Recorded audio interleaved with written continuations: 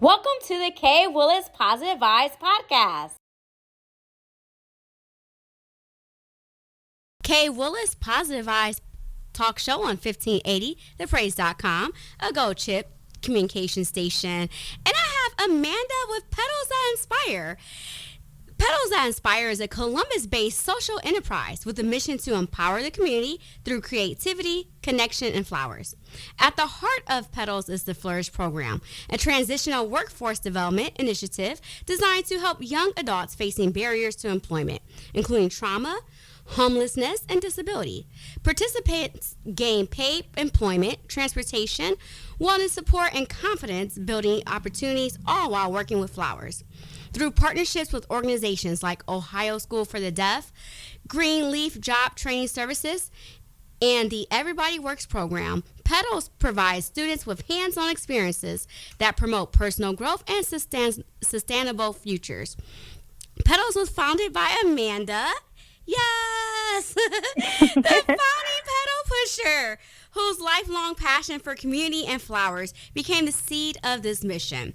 With a background in floral design, event planning, and event design, Amanda has witnessed the power of flowers to honor every chapter of life, from new beginnings to bittersweet goodbyes. During a pandemic, she transformed her passion into purpose, creating a space where petals inspire positivity, healing, and joy. Today, Petals That Inspire offers event floral design, centerpieces, interactive floral stations, and team building classes, allowing clients to get creative for a cause. Every bouquet or centerpiece created directly supports workforce development and helps participants flourish into happier, healthier futures. And volunteers play a vital role in Petals' mission, whether by preparing flowers, assisting with classes, or contributing meals to the Food to Flourish program. Together, Amanda and the Petals community help turn petals into possibilities, proving that passion, creativity, and purpose can make the world a little brighter. Thank you so much, Amanda. I am so excited about this interview because I absolutely love flowers. So let's go ahead and get into the interview. Yeah. So, Amanda, what sparked your love for flowers and event design? So it started at a young age for me. I was introduced to floral through my godmother, who was a florist. And in elementary school, our schools had to close early due to asbestos in the buildings. Mm-hmm. So I actually would go to work with her while my parents were at work. And that's where I was introduced to a flower shop, and they would just let me play with flowers. And I've always been a creative. Definitely the family that I was raised in was all creatives. So we were always artistic, or I was a dancer for 20 years, and we loved the arts. So I think that kind of sparked my love of flowers, but then also just creating in general. Okay, so you come from a family of creatives. So you used to dance, and wow, that is amazing. So your godmother was a florist. And where was she a florist at? Like what city and town or country or? Yeah, so it was in Carmel, New York. Okay. I grew up on the East Coast, so I'm from Connecticut. So we were right over the border from New York. So we would just drive in the mornings to the flower shop, and I got to experience that whole world with her. Wow. Is she still doing that now or? Not full-time anymore. This was, probably 20 years ago at this point or longer. But she still loves her flowers, and we talk about them all the time. Oh, that is good. Yeah, but then she helped me with doing my flowers for my Sweet 16 party, and then it just started to become more and more part of my life as I decided what I wanted to do with my future. And so I did end up working at a florist as an intern my junior year of college, and then they hired me the year after I graduated. So that first year out of college, I was in a florist every day, creating and designing for events and weddings all along the East Coast, which was really fun. Wow, that is amazing. Look at you. Yeah. So how did the idea for Petals That Inspire, how did it take root during the pandemic?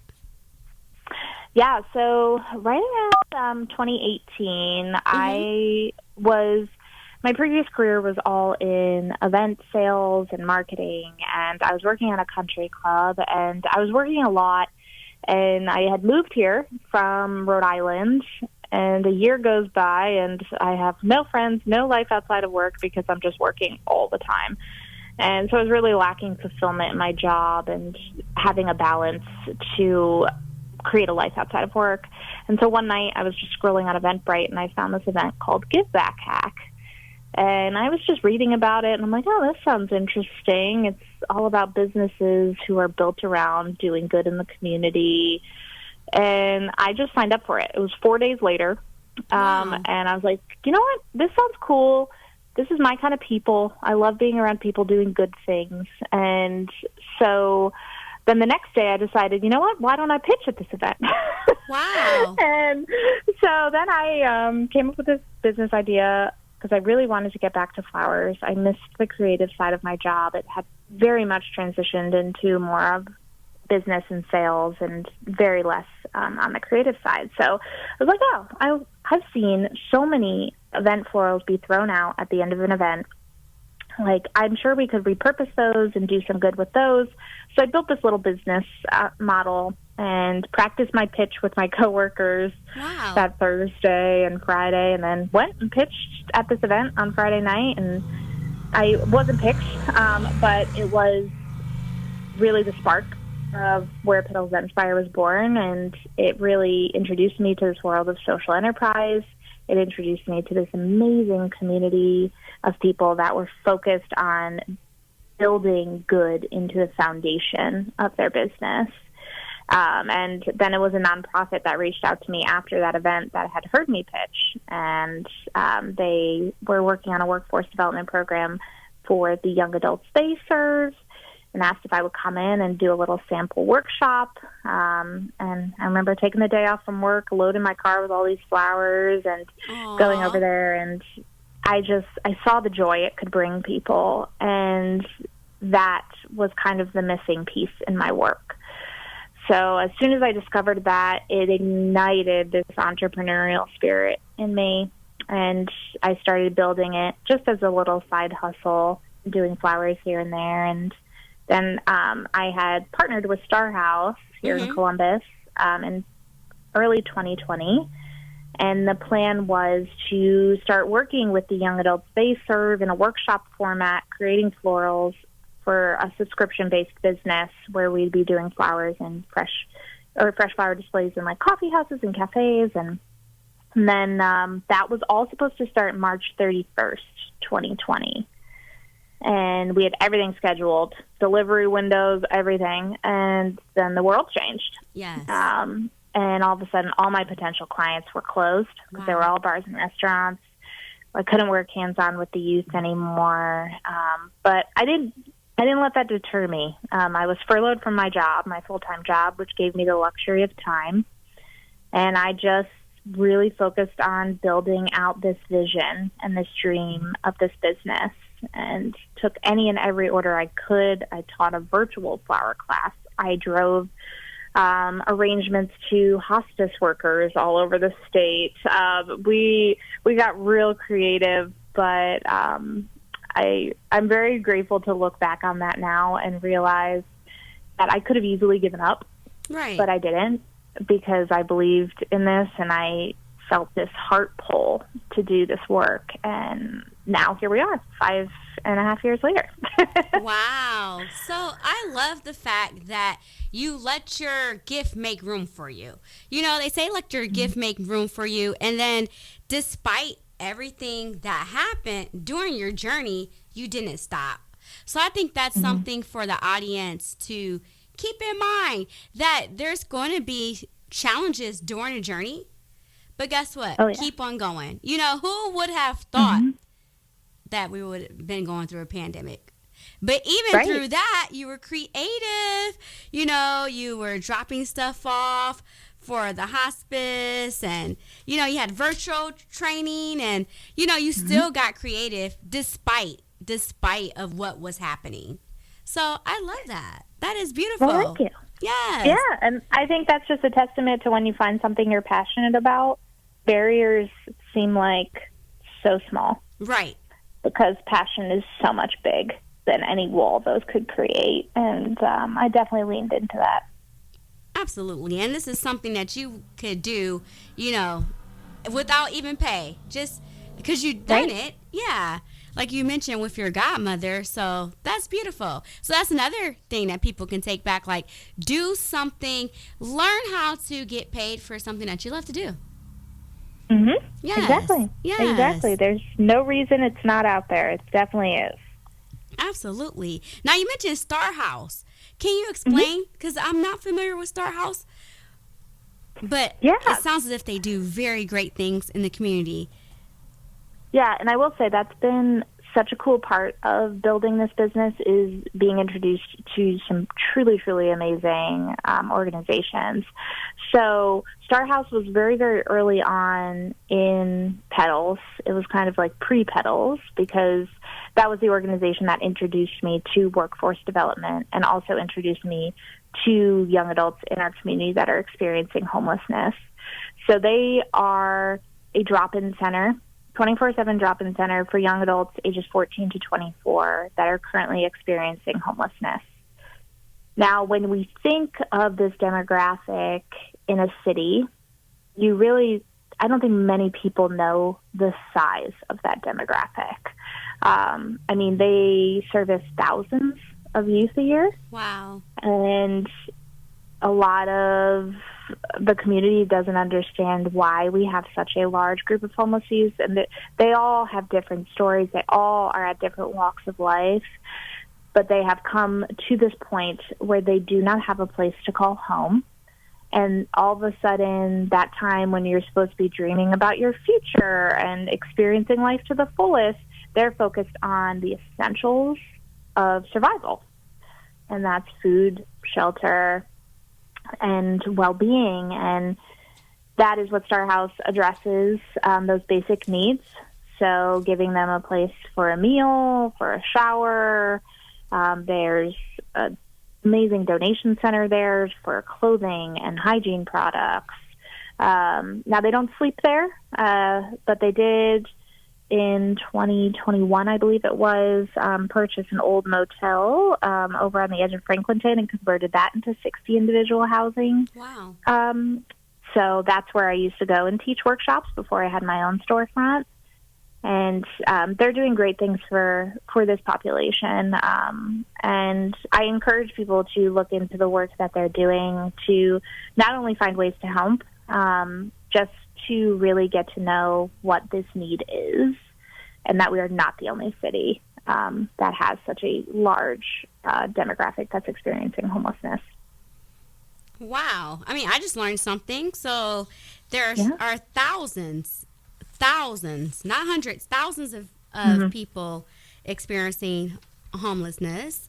And then Star House, we can get active. I mean, I'm pretty sure if we want to drop off something, contact them, and then we could probably donate or even financially or just donate toiletries. Like sometimes if you're out and if like Dollar General, some stores, they'll have like penny days or stuff like that. But if we see something, we can get it and then donate it to them.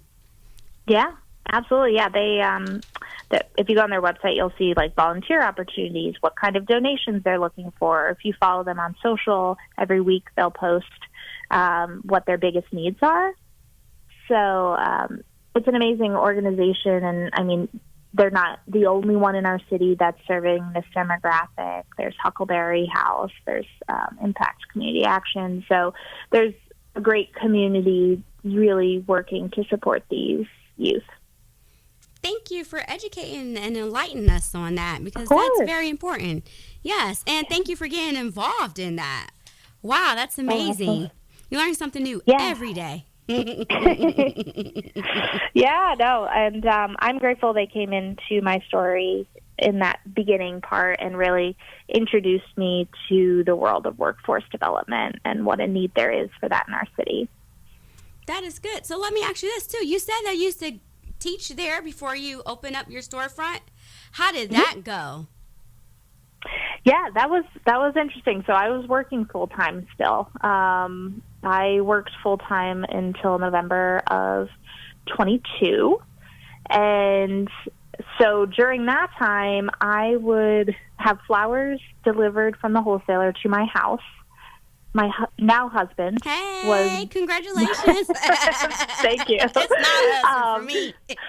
yeah, the now husband, he was working from home. So he would get the flowers and process them, and then he would load them up in the car and go and meet me at my job. And I would put all the flowers in my car, and then I would drive out to Franklinton to Carroll Stewart Village, where the young adults were.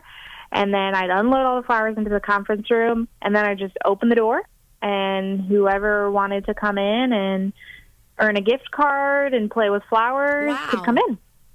So it was kind of like drop-in style employment. And that actually 3 of those students from my first year at Carroll Stewart Village are still students of mine. And their stories have changed drastically. They're living independently. They're holding full-time jobs, like all these wonderful things, but they make sure they have Thursdays off so they can come to a flower shop, which is cool. But yeah, it was a journey of logistics for sure, and really meeting these young adults where they were at and bringing this opportunity to them and just creating a safe space for them and a little reprieve. And it was really awesome to be able to do that. And that's kind of what helped us grow and address the need immediately. And then once I got the storefront outside of Bexley, I decided, you know what, let's start moving the students here, and found a way to get bus passes and, find, to bring them out to the studio, get them lunch and snacks, and give them the safe space and really introduce them to a workplace setting. That is amazing. And I mean, it's truly like the name of your business is Petals That Inspire. Literally, because I am getting inspired and teared up because this is so beautiful. Well, thank you. We need more people in the community helping and doing, because that's the only way we grow, and that will stop a lot that's going on. A lot of bad things. If we keep on pushing good things and, being that good Samaritan, that helps versus get the kids off the street. Because if someone is homeless, they can't even function. They don't, they can't eat. They have nowhere to go. That makes some people get into crime, but when they have something like a program, like your program, then that helps them. And then also it's planting the seed of doing good things and giving back. So thank you for doing that. Yes. Well, thank you. Thank you so much. I'm very passionate about that because that's like a whole nother conversation we could go down about recidivism and the power of mentors and strong adult role models for these youth. It's so important, and that's truly what I hope to do with my business, is just inspire other businesses, other people to look at the work they do and to see how they can inject good in it. And I think there's a way for all of us to do that in our work, big and small. Absolutely. And thank you once again. And may God continue to bless you, keep you, and, may your business continue to flourish, and may you be able to do amazing things. Yes. And one thing I caught as well, your husband, he helped you. That is so amazing. So it's good to have a partner like husband, a spouse that's going to help build your business. That's amazing. Because he was working at home. He could have been like, I'm working at home, whatever. But he still helped you out. So that's good. He he very much was invested in your dream. And it's good to have someone else that when you're dreaming, they're like, hey, I'm going to go on this journey with you. So shout out to your husband. Yes. That is beautiful. Oh, yeah. I'm so grateful for him. Yes, that is so nice. Now, is that kind of how you got Petals That Inspire the name, or how did you get the name? Yeah, that's a great question. I don't know how that name came to me. I think I wanted originally Petals with a Purpose. Okay. But that was taken by a business in another state. So then I was just kind of like brainstorming, and that's where Petals That Inspire kind of came to be, and it stuck. And I believe in that word so much, inspire. Yes. Wow. Mm-hmm. And it's kind of like, they say speak things into existence. When you're saying Petals That Inspire, you're actually doing it. Like, you're not just, Mm-hmm. it's not just a name. You're actually, everything that we have discussed, it's inspiring. So that is beautiful. I'm like, wait a minute. That combines with everything you're doing. So, wow. Thank you for doing really that. Oh, my goodness. Let me ask you as well, what does being the founding Petal Pusher mean to you, since we're on the petals? Yeah, so I've always said, I think it was actually in my pitch at that event in 2018, I always said a petal pusher for good was kind of my little tagline. And, a petal pusher, like someone that's kind of going to test the limits and challenge thinking. Mm-hmm. And that is what I hope to do, is I hope that people are led to really want to make a change. Yes. And not be afraid of, well, what can I do? How much can I do? You can't solve it. I'm not going to be able to solve the issue of young adults experiencing homelessness. I'm not going to be able to help every single student get onto their right path. Right. But it's all about just taking those small steps and having the drive to do good, whatever that looks like to you. And doing good for others also is doing good for you. And, I feel such fulfillment and joy in my work because I'm able to give this gift of creativity and beauty to others. Yes. And that's truly what I hope with that kind of little, founding Petal Pusher for good, is just hoping to really challenge people's thinking of how they can do more good in the world through their work, through their hobbies, through their passions, just being very introspective. That is beautiful. Yes, helping challenge people and giving. A petal pusher. Okay, that's beautiful. I love a petal pusher. And I like that you mentioned you can't help everyone. Right. So that's something that we all have to remember. I mean, I know we want to help everyone. However, we're not able to. But that seed that you push, sometimes people aren't ready at that time. And it's an old saying, like, when the student is ready, the teacher will appear. So it's kind of like that. Like, when they're ready, it's going to happen at that time. But sometimes they just need that seed and to know that someone cared. And because sometimes mentally, some people can't grasp that. But when they can and they finally get it, it's good. And you never know. 10 years later, they might say, you know what? The class the time I was going to the classes, that really did help me at that time. I was having challenges in this area, so I wasn't able to focus. However, now I'm doing this, and, they may be doing some amazing things. But it's the seed that has been planted that's helping. So I love that, because it is something you have to always remember. Like, you want to do good, but all the time, everyone's not going to be able to receive it. But the ones that can, it might even be one. But if you touch one, then guess what? You did your job, right? Right. Yes. Right.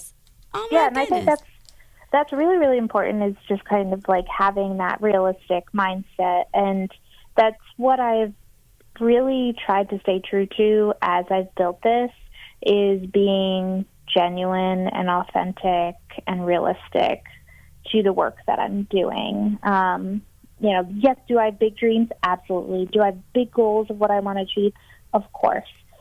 But at the same time, I'm a human being. I have a life outside of my business, and I have to leave room for that.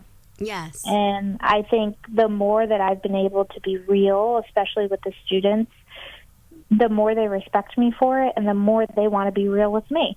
And that's a very, very important piece of being a leader to me. Also, another key thing, you said being a leader. That is being a leader. Knowing that you want to take everyone on a journey with you, but sometimes everyone can't go.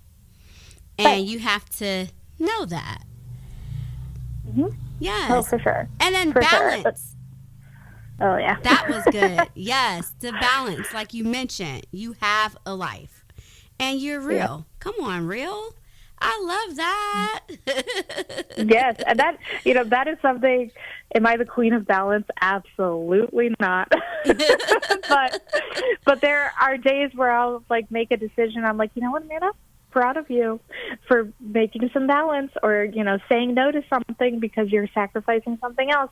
It's a constant battle, balance, but one that I will always be working towards and through. Yes. And every time you say no to something, you're saying yes to something. Every time you say yes to something, you're saying no to something. So that's good to know. I mean, I think we all have balance challenges, but to know when to say no and when to say yes, that's a good thing. Agreed. So how may we reach you? We're going to go ahead and do part 2, but okay. How may we reach you so the audience can know? Yeah, absolutely. So to kind of stay updated on all things Petals That Inspire, we would love for you to follow us on social. So our Instagram is Petals That Inspire, and we are on Facebook and LinkedIn as well. And then on our website, which is petalsthatinspire.com, you can sign up for our newsletter, which we send out quarterly. And that has all of our upcoming events and things like that. But our website is a great hub of information on whether you're interested in volunteering or hiring us to do a floral design class, or learning about our studio space outside of Bexley. That really is the center hub of all of the cool things we're doing. Perfect. So you kept it simple at Petals That Inspire on all social, Instagram, Facebook, and LinkedIn. And then petalsthatinspire.com. So you guys can stay updated on that. Make sure you like, share, follow all of that good things, and learn about what's going on in the community and at the shop. And then also with me, if you want to be a sponsor of the show, you can always email me at kwillispositivevibestalkshow@gmail.com. This is Kay Willis with the Kay Willis Positive Vibes Talk Show on 1580thepraise.com, a Gold Chip communication station. Please like, share, and subscribe to the Kay Willis Positive Vibes podcast. Thank you for tuning in to the Kay Willis Positive Vibes podcast. Please order my book, The Principles of Overcoming Life's Obstacles, a 31-day journey to positive living, available on Amazon.com. Until next time, stay positive.